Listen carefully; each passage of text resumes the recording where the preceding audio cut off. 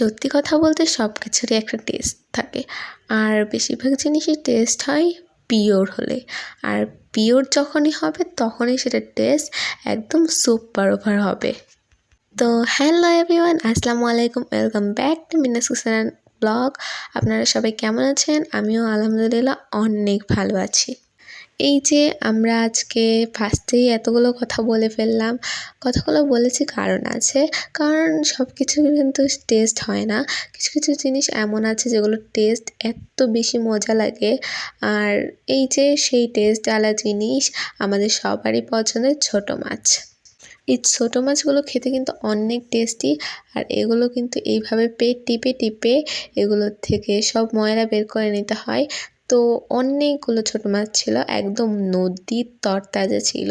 আনার সময় তরতাজাই ছিল, পরে এগুলো মরে গেছে।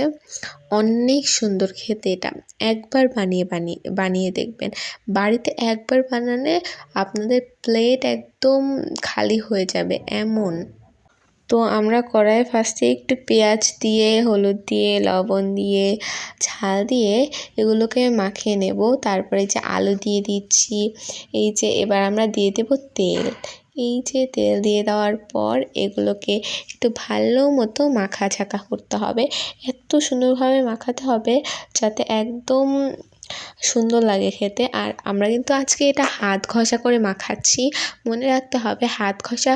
আর দেশিটা হলে তো হাত ঘষা ছাড়া ভালোই লাগে না আমার কাছে।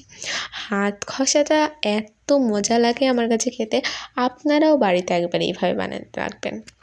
তারপরে এই যে দেখতেই পাচ্ছেন কত সুন্দর করে মাখানো হয়ে গেছে। এবার মাছগুলো, সেই বেছে ধুয়ে রাখা মাছগুলো দিয়ে দিচ্ছি। এই যে এবার একটু ভালো করে মাখিয়ে নেব। এভাবে মাখিয়ে নিতে হবে অবভিয়াসলি। মাখিয়ে না নিলে কিন্তু ভালো লাগবে না। মাখিয়ে না নিলে সব জায়গায় দলা দলা হয়ে থাকবে। অবভিয়াসলি তাই মাখিয়ে নেবেন সবাই।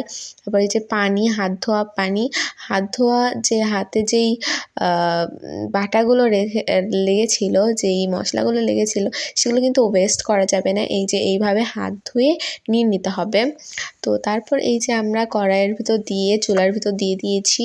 তারপর এই যে অর্ধেক প্রায় রান্না হয়ে এসেছে, ফুটে গেছে। তারপর আমরা অর্ধেক প্রায় রান্না হয়ে এসেছে। এখন আমরা এখানে টমেটো দিয়ে দেবো।